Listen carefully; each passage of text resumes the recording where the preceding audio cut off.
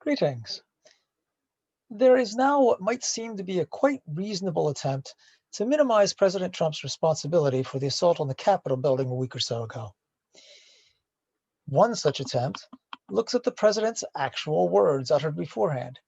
And it's true that he didn't say that his followers should go inside the Capitol building or use violence, despite his exhortations to them to fight and fight like hell, the sort of language, usually metaphorical, used all the time in political speeches.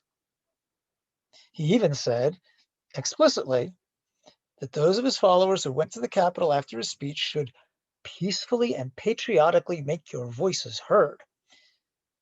The sort of thing that makes his defenders think that a call for impeachment on grounds of incitement can only be the result of a single-minded, maniacal focus on the removal of a president whom Democrats hate, and not the result of considered deliberation about whether or not President Trump actually merits removal from office.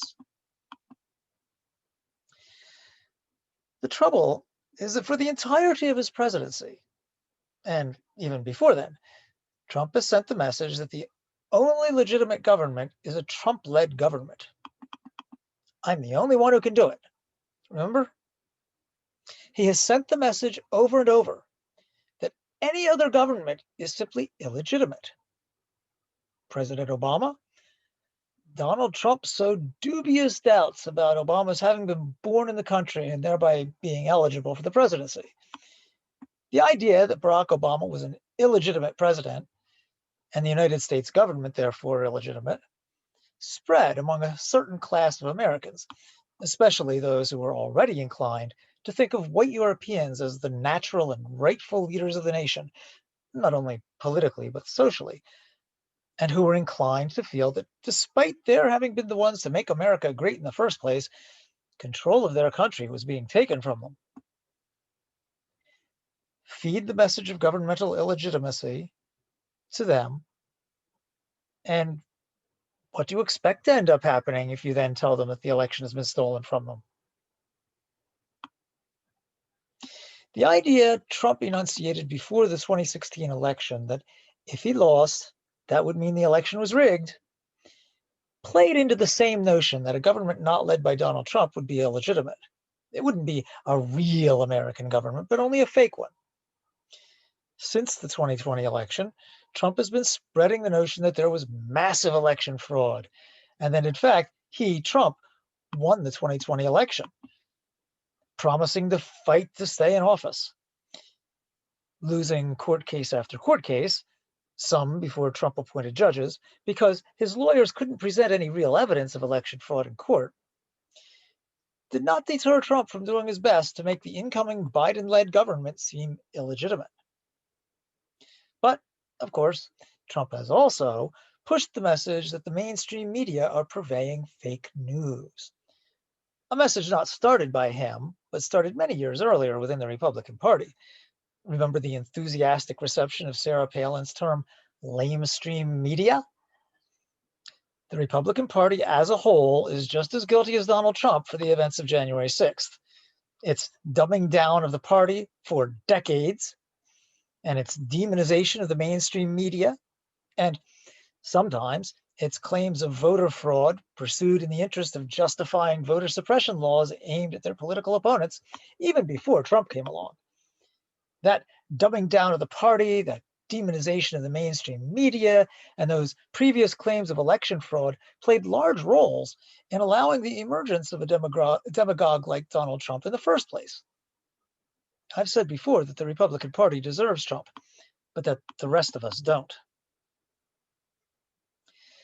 So, how much blame does Trump himself deserve for the January 6th storming of the Capitol building?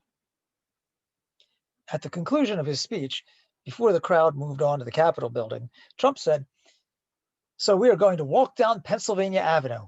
I love Pennsylvania Avenue. And we're going to the Capitol. And we're going to try and give, the Democrats are hopeless. They're never voting for anything, not one vote.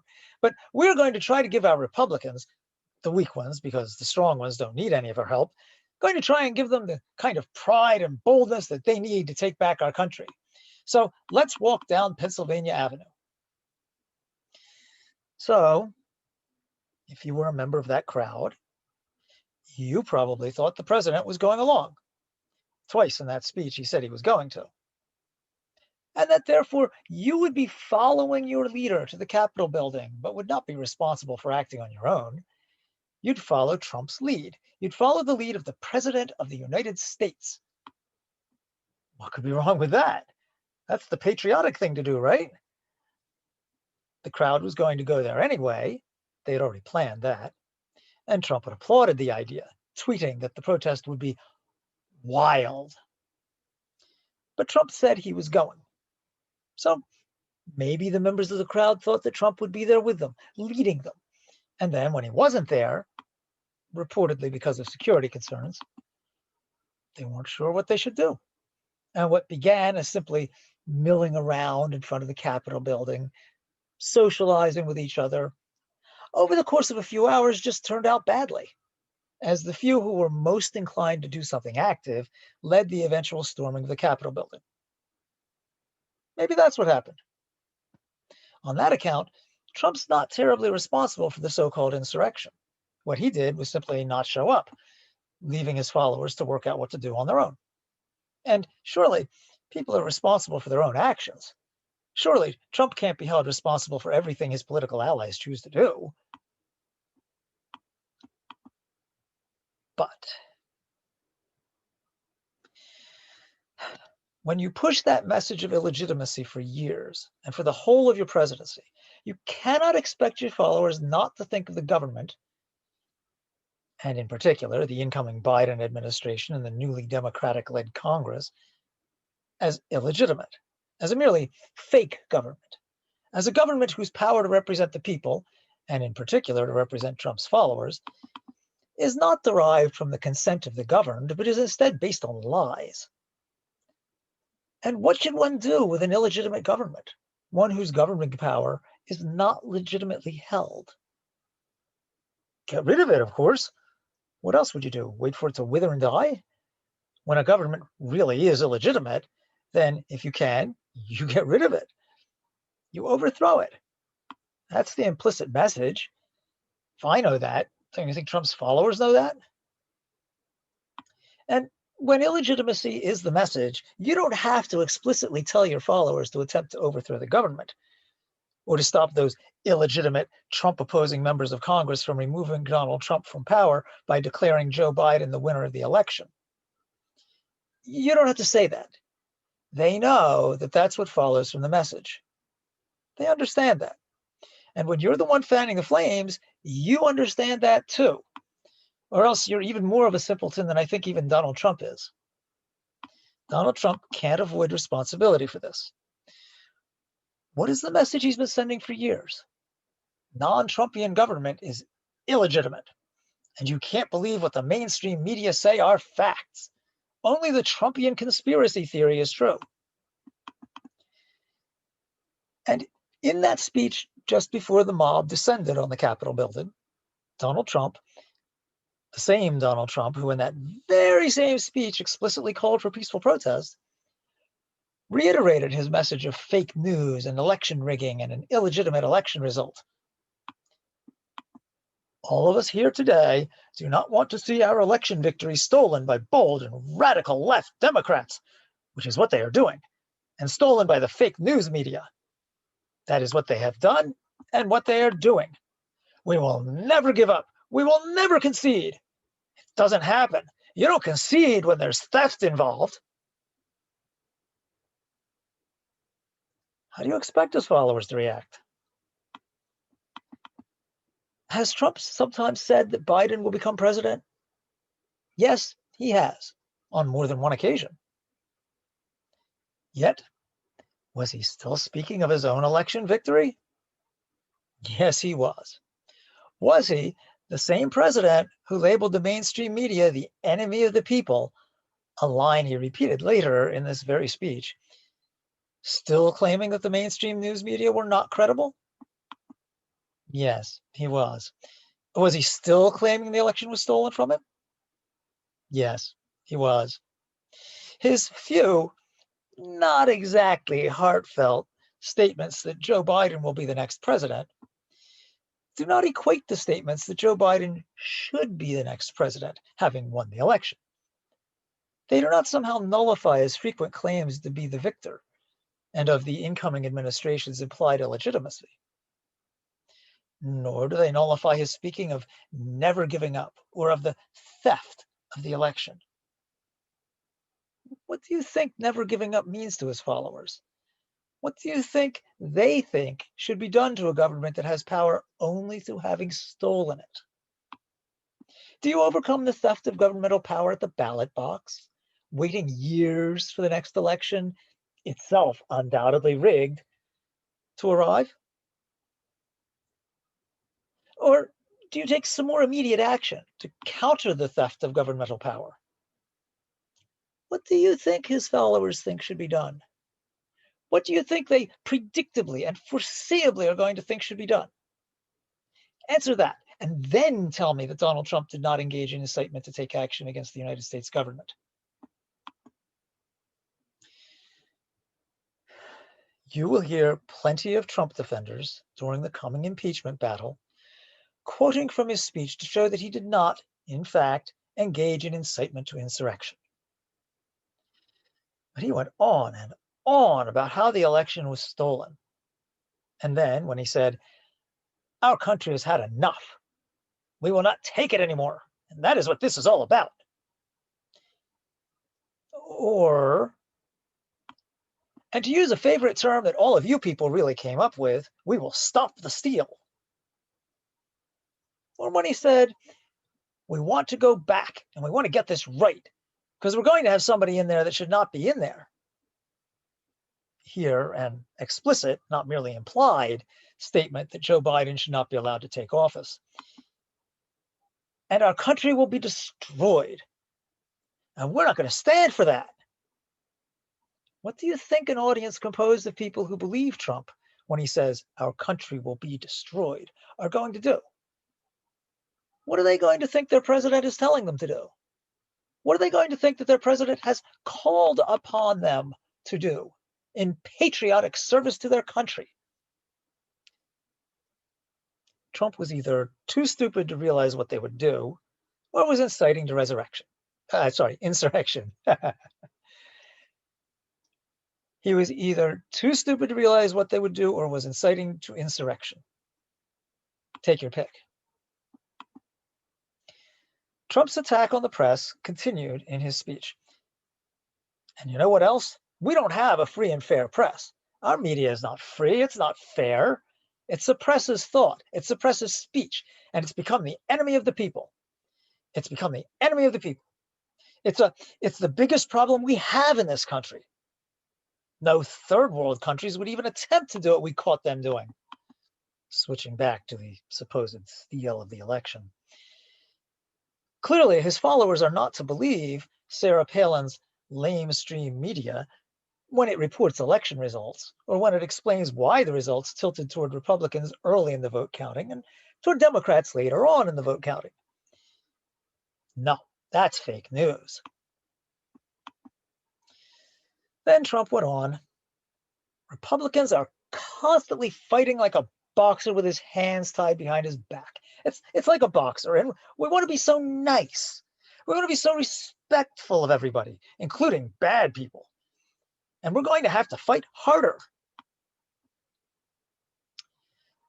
Setting aside the irony of Donald Trump speaking of respectfulness, or of a Republican Party that consistently plays political hardball being too nice, like a boxer with his hands tied behind his back.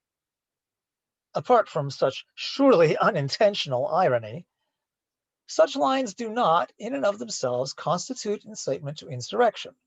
But what must always be remembered with Trump, they add to the attitude that taking action is necessary, an attitude Trump nurtures at every turn, and that more must be done than has been done. Again, when talking about walking to the Capitol building after the speech, he says, "Because you'll never take back our country with weakness. You have to show strength, and you have to be strong." Again, suggesting, without explicitly stating, that force will be needed and that whatever means necessary should be used. And why? To take back our country. One does not behave meekly in defense of his country, and one does not behave meekly when taking back his country. It's true that Trump went on to say, I know that everyone here will soon be marching over to the Capitol building to peacefully and patriotically make your voices heard. That's true. He said that. The trouble is, Trump mixes messages, and he mixes a whole lot of other messages with the very few that sound like what a president ought to say. Yes, you can quote those few, but that doesn't mean you should ignore the rest. I'm reminded of conversations I've had with biblical literalists, in which I've cited a passage that sounds bad, only to have them cite in return a passage saying exactly the opposite. The fact that there's a passage that sounds good doesn't somehow nullify the fact that there's a passage that sounds bad. And it's that way with Trump. He might now and then throw in something that sounds good, but that doesn't somehow nullify or even much ameliorate the bad. Of course, Trump also lies in order to make himself look good and in order to make his political opponents look bad. I don't mean engaging in spin, I mean outright lying.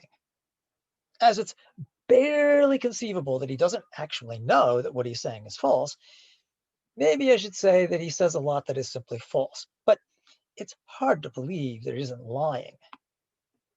He does that a few times in this speech. But here, I'm not mainly concerned with his lies, except to note that he uses them as putative corroboration of his claim that neither Democrats nor the mainstream media can be trusted, and as putative corroboration of his claim that the election was stolen from him and, therefore, that the incoming administration will be illegitimate, and that the Congress that, at the time of the speech, was about to confirm the electoral vote was doing so illegitimately. He spent a fair amount of time in his speech repeating lies about how the election was stolen, reinforcing in his audience the view that in fact it was stolen, and thereby reinforcing in them the attitude that something must be done. Trump went on to say, it's a long speech, but think of this. If you don't do that, referring to not doing anything about election cheating, that means you will have a president of the United States for 4 years with his wonderful son. You'll have a president who lost all of these states, or you will have a president, to put it another way, who was voted on by a bunch of stupid people who lost all of these states. You will have an illegitimate president. That is what you will have, and we can't let that happen. So, an illegitimate president, explicitly expressed. That's what he's telling his audience. That's what he's telling his audience Joe Biden will be, an illegitimate president. And what do you do? What do you do when you're confronted with the prospect of an illegitimate government? And again, he said, we can't let that happen. We, not I, we. And how, pray tell, is his audience supposed to be part of that we that isn't letting that happen? An audience which, remember, reveres the memory of the American founders who literally fought to overthrow the British. An audience many of whose members think that gun rights are justified by the need to be able to defend yourself against the government. How will such an audience be part of that Trumpian we? Trump went on to say, this is a time for strength. They also want to indoctrinate your children in school by teaching them things that aren't so. They want to indoctrinate your children. It's all part of a comprehensive assault on our democracy, and the American people are finally standing up and saying no. How should his audience think it is to respond to a comprehensive assault on democracy? One that includes the indoctrination of children. How personally objectionable can a state become when it indoctrinates your children? Whatever indoctrinates might mean here. If you don't believe that Trump's audience can be whipped into enough of a frenzy to take action, consider the response to Georgia Secretary of State Brad Raffensperger, a Republican and a Trump voter. Trump has regularly attacked it. In this very speech, Trump said, The Democrats took the Republicans to lunch because the Secretary of State had no clue what the hell was happening. Unless he did have a clue. That's interesting. Maybe he was with the other side. In an example of Trump's making a claim with no evidence, Raffensperger reports that he has been the victim of death threats as a result of Trump's regular attacks on him. And that's a Republican. Remember the kidnapping plot against Michigan Governor Gretchen Whitmer? And notice that now, even Republicans in Congress are getting death threats. Given what happened on January 6th, I think we should take them seriously. And remember that Trump's law and order lovers were stirred up enough to throw fire extinguishers at policemen's heads and to do property damage in the Capitol building. They were whipped into enough of a frenzy that they did what they would have absolutely condemned had Black Lives Matter marchers done any of it. They were whipped up enough to think that the rules were different for them, as Trump suggested later in his speech. After going on and on about supposed election fraud in a few states, Trump says, the radical left knows exactly what they were doing. They are ruthless, and it's time that somebody did something about it. Right. The same party whose members are sometimes criticized for being ruled by their hearts is ruthless. Sure. He goes on to say that Mike Pence should stand up for the good of our Constitution and for the good of our country. But what should his audience think it is supposed to do if it doesn't trust Mike Pence to do that? Or if it gets word that Pence has not, in fact, done that? At one point, the crowd outside the Capitol building shouted, "Hang Mike Pence! Hang Mike Pence!" Because, apparently, he didn't seem to be doing Donald Trump's will. Are we supposed to think that there was something surprising about the crowd's sudden murderous chant? Are we supposed to think that Donald Trump couldn't have foreseen such animus toward his vice president?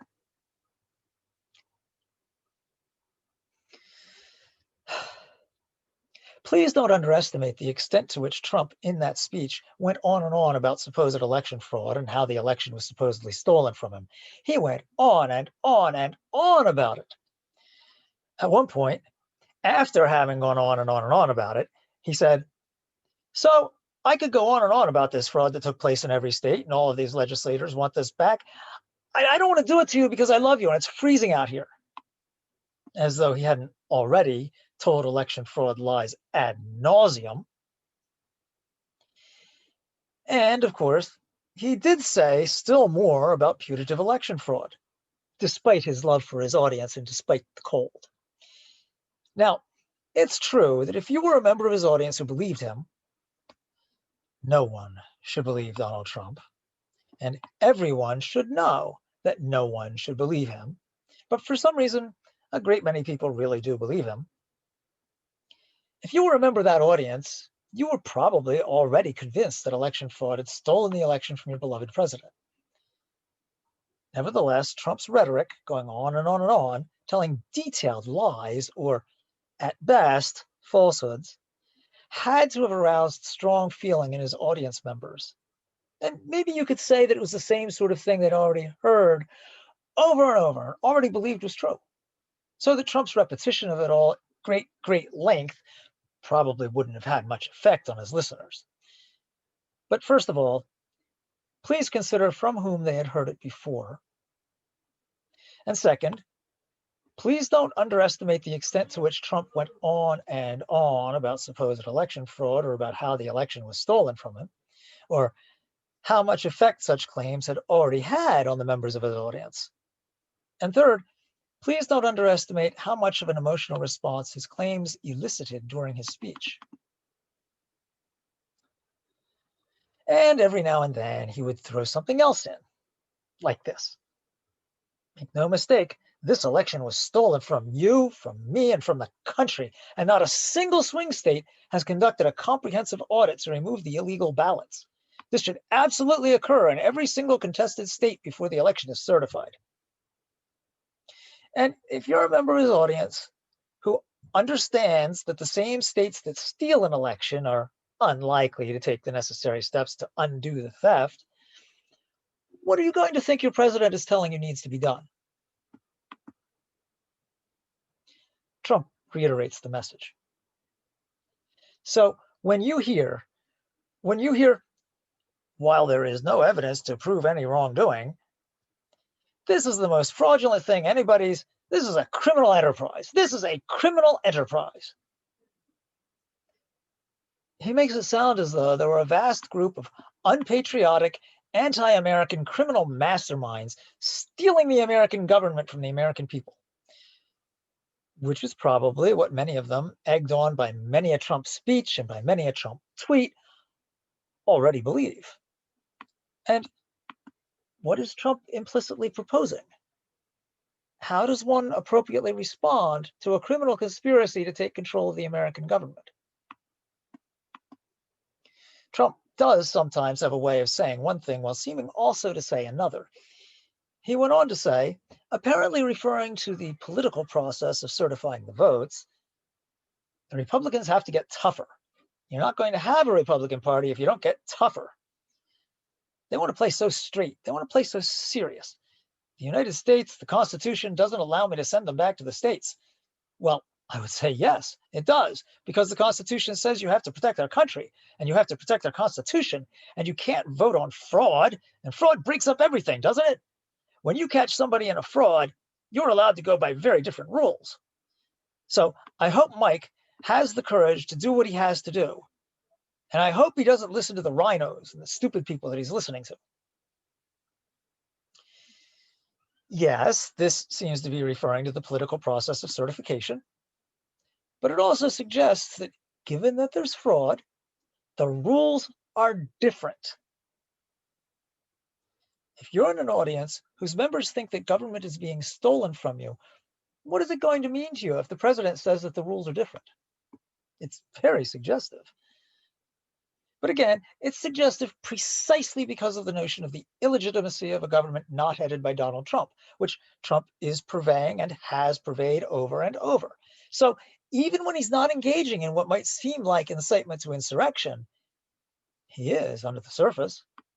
When he goes on a bit later, after more falsehoods about the election, to say, this is not just a matter of domestic politics. This is a matter of national security. How do you think he should expect his audience to respond? How would you respond to a threat to national security if you had the power to do anything about it? Wouldn't you take the action you could, especially when your own president was the one enunciating the threat? And he throws that sentence in at the start of a paragraph in which he says what he's calling on Congress and state legislatures to do. But that doesn't mean that the sentence has no effect on his followers, or that it shouldn't be expected to have any effect on them. The theme of the illegitimacy of a non-Trump government recurs and recurs. Slightly later, and I told you we went on and on and on in this speech about election fraud, he said, we must stop the steal, and then we must ensure that such outrageous election fraud never happens again, can never be allowed to happen again. We're going forward. We will take care of it going forward. We have got to take care of going back. And a bit later, he says, I think you have 250,000 people, 250,000. Looking out at all of the amazing patriots here today, I've never been more confident in our nation's future. Well, I have to say, we have to be a little bit careful. That's a nice statement, but we have to be a little careful with that statement. If we allow this group of people to illegally take over our country because it's illegal, when the votes are illegal, when the way that they got there is illegal, when the states that vote are given false and fraudulent information, Trump didn't finish. But the idea that we can't allow the Biden administration or the Democrats generally to illegally take over our country comes shining through. And just what are we supposed to do about it? What do you think that could mean to a Trump supporter sitting there listening, knowing that shortly he and his fellow Trump supporters will be marching down to the Capitol building? What would you think? Later, Trump said, as this enormous crowd shows, we have truth and justice on our side. Of course, the size of a crowd has nothing to do with truth or justice, but Trump has always made that mistake. We have a deep and enduring love for America in our hearts. We love our country. We have overwhelming pride in this great country.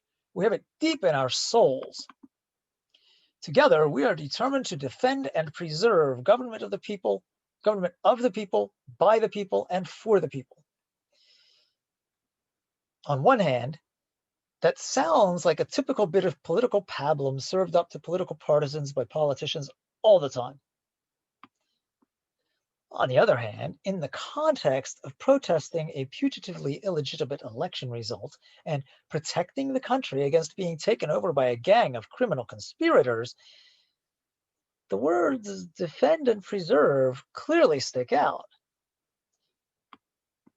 Slightly later, in relation to supposed election corruption, he says, but I said something is wrong here. Something is really wrong. Can't have happened. And we fight. We fight like hell. And if you don't fight like hell, you're not going to have a country anymore. Once again, that could be construed as simply typical political pablum, but in the context of a nation's supposedly needing to be defended against being taken over by a cunning criminal enterprise, how would a Trump audience member take such a statement as, if you don't fight like hell, you're not going to have a country anymore? Donald Trump has been giving provocative speeches and tweeting provocative tweets, both of them filled with falsehoods, for a long time. And he absolutely merits removal from office and a ban from ever holding federal office again. Don't be fooled by the quoting of his saying something about a peaceful, patriotic protest. There was a lot more to that speech. And although it would be hard to make one speech the basis for an impeachment charge, it's not one speech that makes him guilty of incitement to insurrection. It's the body of his speeches and his tweets, making people think of the government or of certain governmental entities as illegitimate that counts. And it's his encouraging of his audiences to take action over and over and over again that counts. Do not take his supporters' excuses as exonerations. Do not take their dubious defenses as valid vindications.